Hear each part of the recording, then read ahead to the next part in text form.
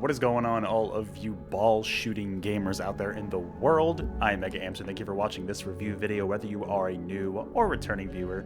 I appreciate you stopping by, and today I am reviewing the fairly recent game called Ball Pit. This is developed by Kenny Sun and Friends and published by Devolver Digital. This game came out, I think it was October 16th of 2025, just under a month as of this upload.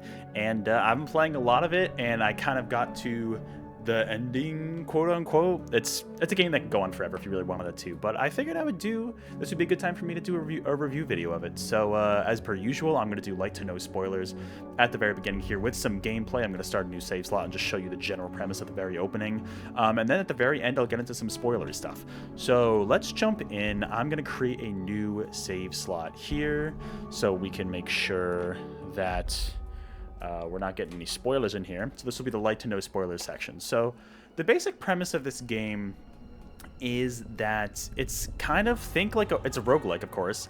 Think like Vampire Survivors in terms of that way, crossed with Breakout, which if you don't know Breakout, it's a classic Atari game where you bounce balls off of a paddle at the bottom of the screen and you're trying to break blocks that come down at you.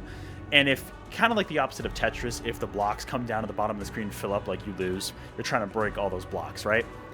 Or if you lose the ball and the ball goes behind you, you'll lose.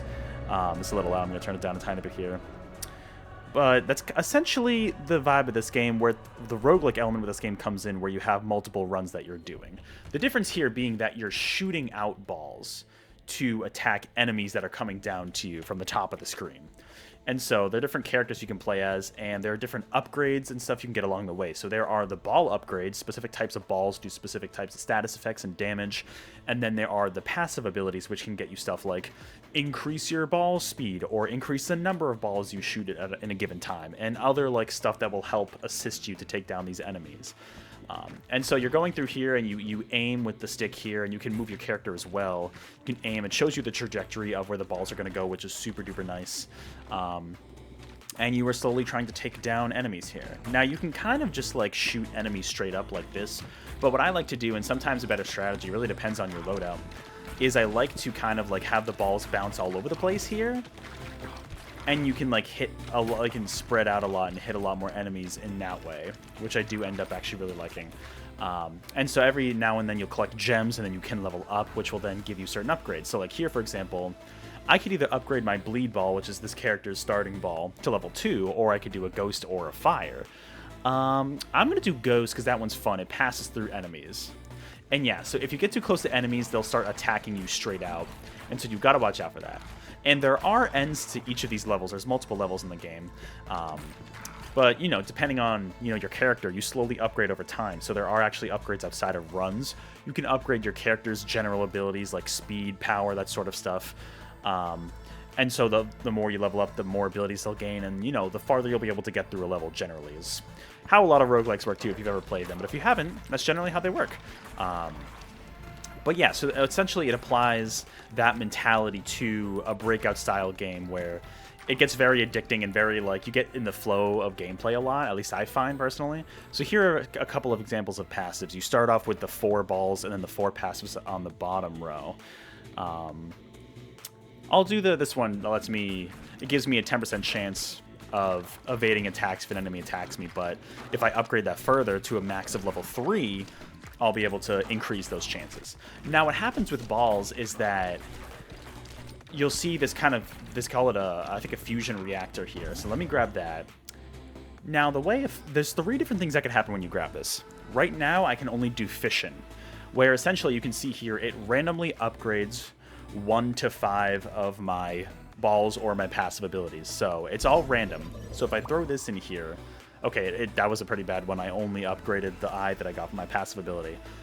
What can happen is there's another option called fusion, which if at least 2 of your balls, I think they have to be up to level 3 in order to do it. What'll happen there is that you can fuse 2 of them together to essentially combine them into 1 ball, and they have the same statuses that the 2 individually had, but it also frees up a slot for you to get another ball once you level up during a run. The third option is to evolve the ball, which certain combination of balls can evolve, certain ones can't.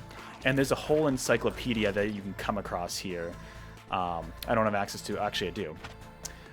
Where you can actually see the different types of balls, and you'll be able to fill in kind of as like a little collection thing what evolved combinations you get, because not every ball can evolve with another ball. You know what I mean? It's set combinations for those, kind of like in Vampire Survivors when you evolve certain weapons. It's specific combinations, but unlike Vampire Survivors, multiple balls can be evolved depending on the ball they're combined with in that evolution. So there's a lot of potential options here for gameplay. I definitely like to prioritize evolution when I can, because you get some really cool abilities if you select the right balls when you level up, and then you can combine them for an evolution. And the nice thing about this game is it will tell you what evolutions, if you've evolved that ball before, it'll tell you what evolutions they can do, like what other balls they're compatible with, unless you haven't actually unlocked that evolution before. If it's a first-time evolution, you'll have to just discover it yourself. Or I guess if you want to use a guide, you could. But here we go, we get another fission.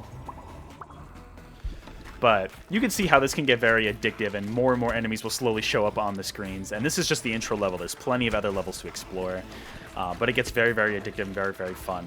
The soundtrack is quite good, very atmospheric. I like it a lot. Definitely not like super duper catchy necessarily, but they're like nice, like kind of like gothic in a way tunes that you're listening to as you play, which kind of fits the aesthetic of the game too. The whole premise being that you're in this place called Balbalon, because of course, and this kind of like, I think it's like a, I don't know if it's like an alien race or whatever, like comes and attacks. Essentially, Balbalon gets destroyed and this giant pit is created, and you're slowly diving into the pit and upgrading Balbalon as you go. By doing these runs, you can slowly descend more and more into the pit by getting gears that let you descend further, which are usually obtained by just completing a level with a character. Every time you complete a level with a certain character, you get a gear. And usually in order to go down the pit, you need multiple gears, so which means you need to beat levels with multiple characters. So there is a good sense of progression. Honestly, compared to other roguelikes, like the main one I have for comparison, because I just haven't played a lot, is Vampire Survivors. This game, I personally feel like, has a better sense of progression than Vampire Survivors, because there is an ultimate goal. Vampire Survivors are just trying to kill all the enemies, and I know there's like a lot of like other stuff you can do, but it definitely, like, there's a bigger sense of progression with this game personally. But yeah, here we go. This is one of the bosses. There's 3 bosses per level. So here's our first boss here. These can get quite tricky if you're not careful. Off the bat, I'm actually doing pretty decent with this one. But there may come a time where I can't beat a boss during a run because I don't have the right loadout, or my character's not leveled up enough, and so it's not really feasible to be able to beat him. Right now, I guess I'm doing okay at the moment. There's also different speeds you can enable during a level, so right now I'm in the middle speed. I could go even slower if I wanted to, or I could go way faster. I've really just stuck to the normal speed, and that's been pretty good for me. But those options are there and toggleable mid-level if you so choose. But yeah, you can see we have our health on the bottom left, and then our experience bar just above the health there. I'm going to do the Hourglass. It deals 150% damage, but it decays by 30% each time it bounces, to a minimum of 50. There we go. Beat the first boss. Hell yeah, we love it. So here we go. We got the evolutions and the fusions. I'm going to do the evolution because why not? We can combine our little parasitic and, like, whatever the other ball was into, oh, big spider. Spider Queen. Sorry, I did not anticipate that one. I am also afraid of spiders, so, that doesn't help. But yeah. So as you see, we can go through and slowly kind of upgrade this. Once this run is over, I'll show you another side of the gameplay, because this is the main mode, right, where you are going through these runs, trying to beat all these enemies as much as you can, collect gems, gain experience. You're also collecting blueprints, which usually drop from bosses, depending on when you complete them. If you beat a level, you'll usually gain some blueprints, and you'll gain gears to upgrade your lift and descend further into the pit that I mentioned earlier. But blueprints are actually for building houses in Balbalon, because the other side of this game, which I don't enjoy as much, but I actually do think it's implemented in a clever way. You can see the enemies are starting to attack me. I don't think I'm going to last much longer. You're collecting blueprints to build buildings in Balbalon, which will actually let you gain buffs during runs. So I'm actually going to return to base here. It's actually forcing me to anyways, but you can see it gives you stats at the end of the run, resources like gold, and that's wheat on the side there, kills, XP earned, and so close to being able to level up, but not quite. Run kind of fell apart there. So here's our little Balbalon right now. That's the lever that kind of goes down. But essentially how outside of runs works is that it's kind of like a city builder. Like you are building Balbalon back up from the ground. So here, yeah, we're going to plant some wheat. And you can see here, we can just like plant a field of wheat. And like, that's great. They want to place a forest tile. Okay. Essentially what this is doing is giving us access to different resources. And what happens is every time you go back to the base, you can harvest your resources. So as you'll see here, what's clever about this is it works similarly to the main gameplay when you're in those runs, where you literally bounce your characters off the walls and you have to collide with the tiles to gain your resources. So watch this, ready? And it's a limited time. The harvest clock here starts off at 6 seconds, but you can see here my guy's gonna bounce off. Okay, we got 1 wood. Can I get the... Yeah, good, we got some wheat. And then you can gain some resources that way. And you can do that every time you go back to Balbalon after you do a run, which is kind of cool. It's not for everybody. It's not... City builders aren't really my cup of tea necessarily, but like this is a fun way to implement it, so I don't mind it, especially because all of these resources that you're gathering will actually go towards not only building other buildings and upgrading buildings to increase their effects, but it also will increase your abilities during a run. So ultimately, this part of the game does feed into the main runs of the gameplay where you saw before where I was attacking the enemies and going through all that. So it will make characters stronger. Now you can upgrade, you can dismantle, rearrange them. You can expand Balbalon if you have enough coins. And like I said, yeah, you can rearrange to your heart's content if you're into that sort of thing. Like the city builder aspect of this is simple, but I think it's effective, and I think it's something that, you know, a ton of people I don't think will be necessarily into that if they're looking for a roguelike Breakout style game, but I do think the way they incorporate it here is actually pretty clever. And I'm going to transition to the spoiler mode in a little bit, but before I do that, I just want to say this game is very addicting. I played, I think, maybe like 30 hours of this game, and I got through like the main part of the story. There is a new game plus if you want to continue on and keep playing harder versions of the levels you played in the main story. And yeah, it's a really addictive loop, honestly. I found myself not being able to put this down sometimes because I'd be like, okay, one more run. And you really just get into a flow of gameplay, especially once you unlock more characters, because each character has different abilities. This one right here is just your basic character, but you get more as you go.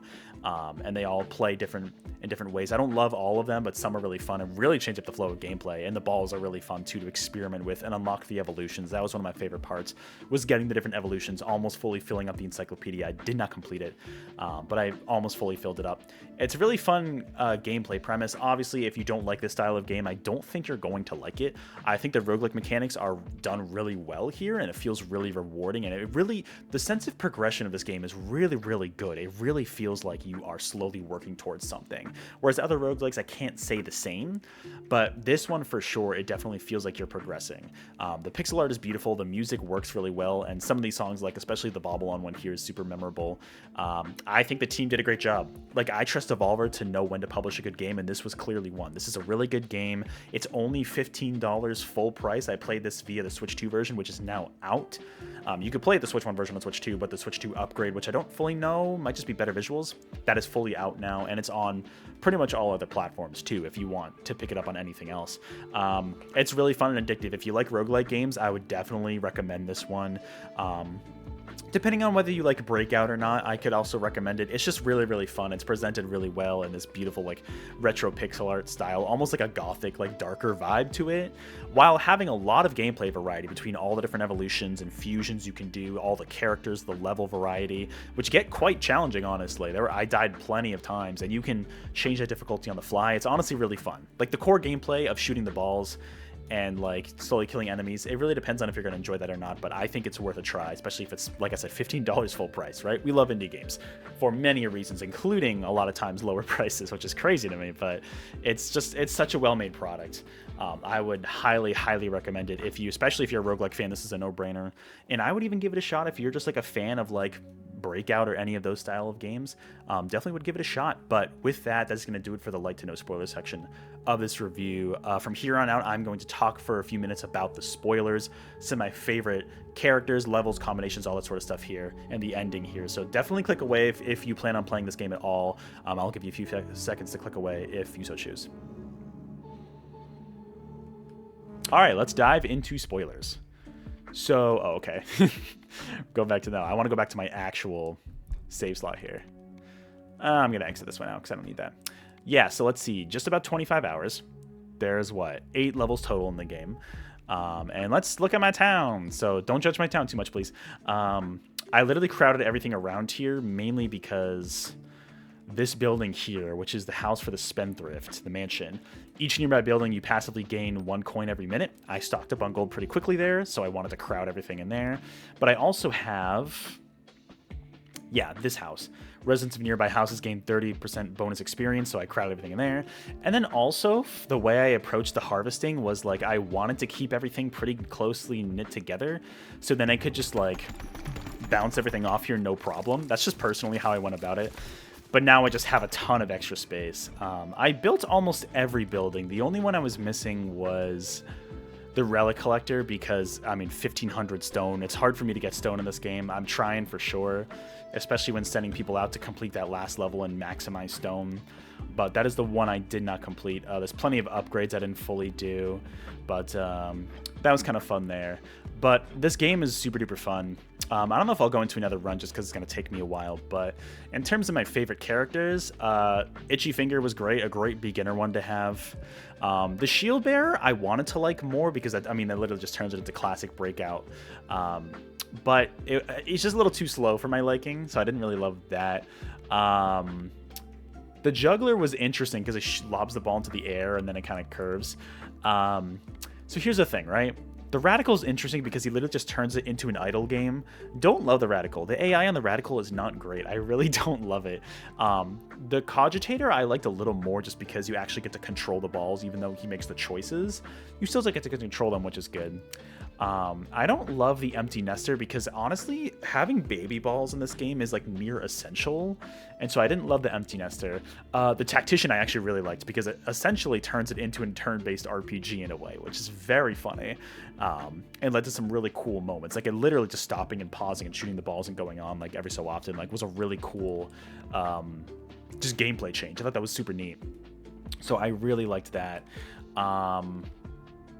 The Spendthrift I liked a lot. But yeah, definitely some cool characters. I imagine this last character is locked behind either the final building and upgrades or New Game Plus. My suspicion is New Game Plus, which I really did not feel like going through. Some of my favorite balls, though, let me go to the encyclopedia here. Some of my favorites, let me see. The lasers I liked. I really liked the lasers. That had a cool effect of damaging all enemies within. Some of the classic elemental ones are good. I liked the cell a lot, actually. The fact that when it's hit, it splits off, and you can get into some crazy combos if you do it right. The iron ball I really liked, although it was a lot slower. Some cool upgrades here. Not all of them I got. I don't even know what that is. The holy laser is pretty great. Any of the laser ones I really like. The mosquito ones were funny. The vampire ball was kind of cool. I liked that. And some of these designs are just great, like the Soul Sucker, the Wraith, like those are cool. I was just missing a couple. I was super duper close, clearly. The Vampire Lord. There were some cool ones here for sure. There was one, was it the Swamp or was it the Wind version? Storm, maybe? That was really good, had a really good area of effect that I liked a lot. But there were some cool combinations in here. And like I said, like I really enjoy this aspect of finding the evolutions and logging them into the encyclopedia. I only missed a few, so that's honestly pretty fun. And some cool passives here. And I'm trying to think of what passives I really liked. Pressure Cooker was probably my #1 passive. I really like Pressure Cooker, having the enemies explode.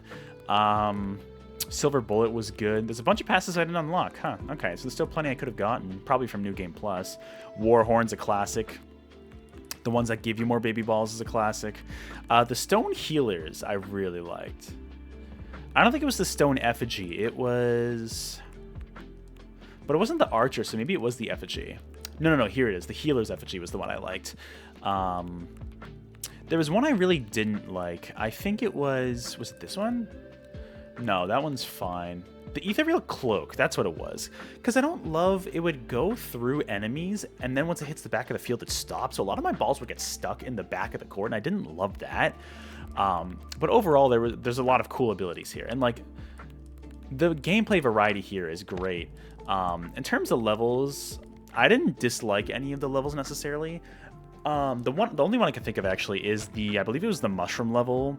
Some of the enemies in that were brutal, especially the ones that would go really fast and push any adjacent enemies faster. I had a lot of trouble with that level. But otherwise, the levels were honestly pretty good. A lot of enemy variety there too. Just the variety on show here is really, really good. And so I really ended up enjoying that aspect of it. I mean, I could see this game being super replayable. I will say, I feel like Vampire Survivors has a lot more content, and it's not really fair to compare the two, but this is like a really just fun game in its own right, and definitely addictive. Like, I definitely felt myself getting addicted, and a really good sense of progression, honestly. If you're one of those people who likes to feel a sense of progression with your roguelikes, I think this is a great one for it. But let's go back to the main menu here as I wrap up this review. Overall, I really liked what this team had on show here, right? The idea of taking Breakout, a classic gameplay style, of adding roguelike mechanics to it, I think worked really, really well. I don't know if anyone saw that coming, but I think it worked really, really well. And there's a lot of variety in here between the characters, the balls you can get, the levels, the enemy design, and enemy abilities. There's so much on display here that makes all these runs feel completely different and fresh and honestly fun. By the end of like the main story, it might get a little repetitive for some people, but the core gameplay here, this is really fun. The city builder part is okay, I would say, but I think the fact that it's handled in a way where it makes the regular run so much better, I think makes it worth doing. And honestly, it's not too bad. It's definitely a simplified version of what a normal city builder would be, so I don't think it overstays its welcome. Personally, I really liked it. There's a lot of variety here. The gameplay, I feel like I got sucked into it, and there was always that one more run mentality with it. And like I said, it's only $15 regular price, so go check it out on whatever platform it's on that you want. I would highly recommend it, especially to roguelike fans. Even if you're like just like a Breakout fan, I would give it a shot for sure. It's a lot of fun and really fun gameplay loop with honestly runs that aren't super duper long. So definitely go check it out if you're interested. But with that, that's going to wrap it up for this review of Ball Pit. Let me know your thoughts in the comments below. Have you checked out this game? Are you waiting or not really interested at all? Let me know all of your non-spoilery thoughts in the comments below. Otherwise, I will catch you all on the next video or live stream. And until then, keep on shooting balls. Like that sounds weird. Keep on playing games. I'll see you later.